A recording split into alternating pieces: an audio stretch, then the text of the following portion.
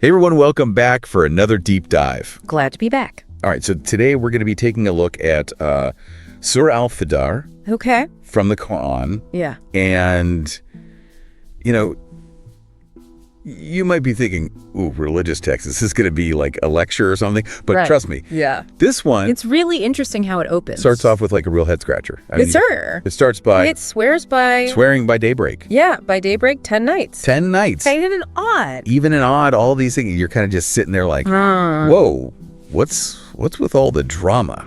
Well, it's...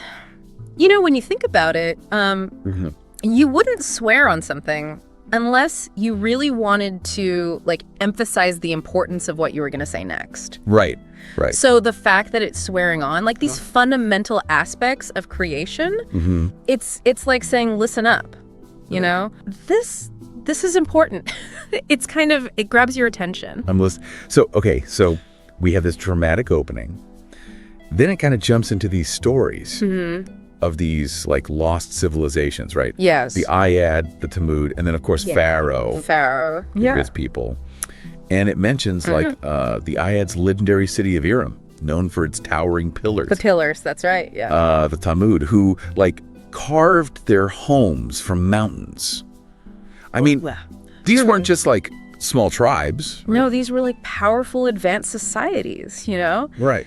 And they achieved incredible things. They achieved incredible things, but ultimately... But then they fell. They fell. And the surah seems to suggest a connection between their downfall and their action. On the things they were doing. Right, Yeah, right. yeah. That's where this whole idea of excess and corruption comes in. Right. But those are pretty broad terms. What do they actually mean in this context? Well, that's kind of the fascinating part, is that it's open to interpretation. And I think that's why this particular surah resonates across so many different cultures and times. Right. You know, what constitutes excess in one society might be considered like normal in another. Wholly. But the surah is kind of putting forth this universal principle that when a civilization loses its moral compass, Right. when it prioritizes material wealth and power over justice and compassion, it's headed for trouble.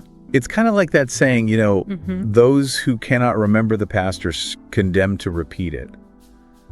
Do you think we're kind of in danger of making those same mistakes today? Well, you know, look around, right? I mean, you see consumerism, environmental destruction, this widening gap between the rich and the poor. Yeah. I think these are all signs that maybe we haven't learned the lesson. we haven't quite learned the lessons of the past as well as we should.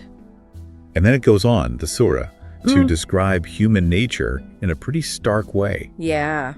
I mean, verses 15 to 20 talk about how when we're doing well, we kind of forget where those blessings come from and we become arrogant. And then when things get tough, we, complain and blame everyone else. Yeah. It's this very powerful observation about human psychology. Yeah. It's like we have this tendency to forget, kind of forget the spiritual dimension of life. Right. And focus so much on the material. And then there's this really vivid description of the day of reckoning. Yes. Where the earth is like destroyed and everyone faces judgment. Facing judgment. I mean, verses 21 to 26. It paints a pretty intense picture. I mean, I think it's meant to be intense. Right. It's kind of like a wake-up call. Yeah. It's this reminder that our actions have consequences. It's not just about fear, though. No. Right? No, it's about understanding that we have a choice in how we live our lives, and that those choices matter. Yeah. Not just in this world, but potentially beyond. So it's not all doom and gloom. No, not at all. Even amidst all these warnings. Yeah. There's this like message of hope. Absolutely. There's a really beautiful contrast at the end. Okay. So, while those who lived corrupt face, a more difficult reckoning, the tranquil soul, the one who lived righteously, returns to their creator in peace. And I think that kind of highlights that true peace kind of comes from within. From within. Yeah. Yeah. 100%. Aligning our actions with our values. Right. Yeah. So, I mean, if we kind of connect all of this back, what does it mean for us today? What are we supposed to take away? Well, I think, Surah Al-Fajr it's not just a historical account. Right. It's not just like a set of rules. Yeah. It's almost like a mirror Yeah. reflecting these timeless truths about human nature Yeah. and the cycles of civilizations.